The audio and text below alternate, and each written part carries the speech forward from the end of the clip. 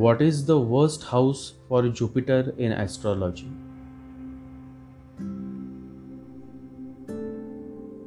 Jupiter is the master of universe, and no house can disturb the master. Let this be very clear. It is not Jupiter that is afflicted or disturbed by a certain house. It is the house that is disturbed. For marriage, sex is required. The art of love making is required. A satisfying sexual union is required.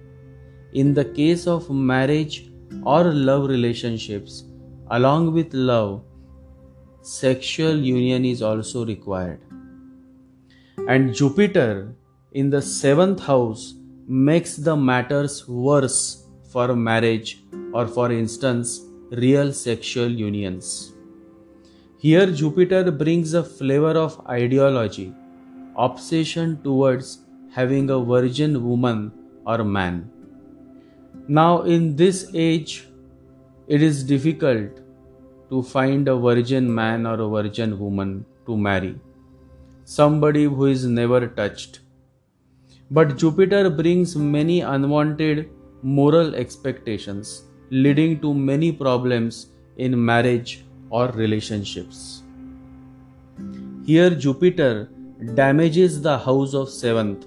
The very nature of house 7th and 7th lord is physical or sexual union, and Jupiter just makes it a difficult deal when it comes to satisfying sexual desires.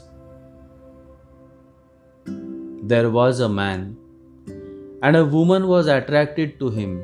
She liked him. She wanted to have deeper relation with him. But this man hesitated. When asked, he said, "Who knows if she is safe to have sex with?"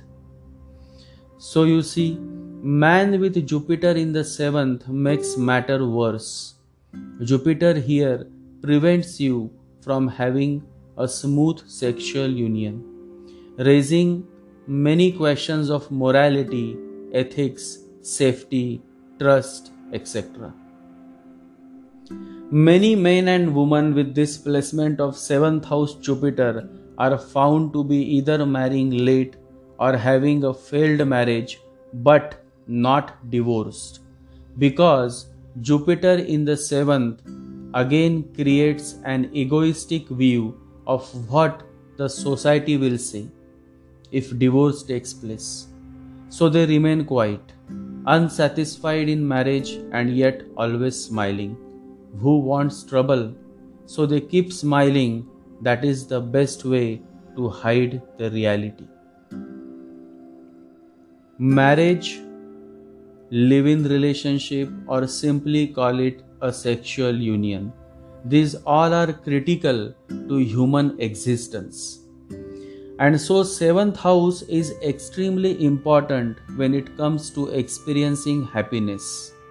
From all the 12 houses, if marriage fails, if sexual union is not happening, if sexual satisfaction is not derived from a relationship, then life certainly becomes an arid land, especially for the souls that are not much evolved.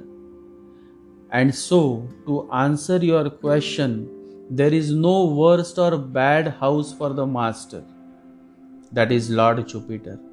But Jupiter makes the 7th house a difficult house to yield its natural results, which is marriage, sexual union. The same 7th house Jupiter, when placed in the 1st house, that is the ascendant, changes the whole scenario from negative to positive.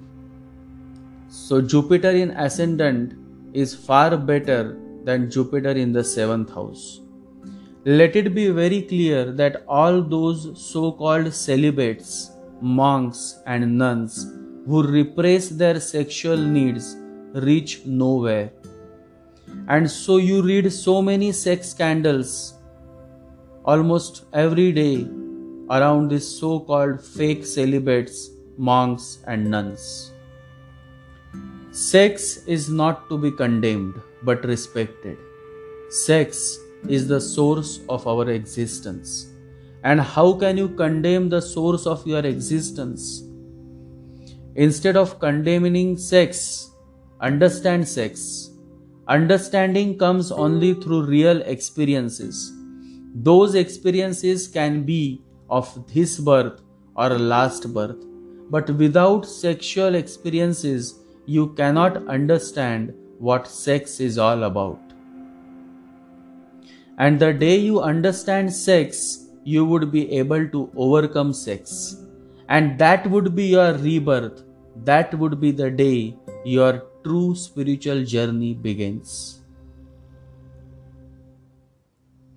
When Jesus says to Nicodemus, and Nicodemus is a great scholar of Jerusalem, and he arrives on a dark night to seek the truth, to seek God, to seek true spirituality. Jesus says to Nicodemus, to seek the truth, to seek God, you have to reborn. To reborn means to drop all that you have been running for: ego, sex, power, money. And Nicodemus understands the message of the Master. He goes on to become one of the 12 disciples of Jesus Christ. This is a real spiritual journey, not that comes through condemnation and ignorance, but one that comes through deep understanding and consciousness. Unless your sexuality rises and reaches to love, it is mundane. It has nothing sacred about it. When your sex becomes love, then it is entering into a totally different dimension. The dimension of the mysterious and the miraculous. Now it is becoming religious, sacred.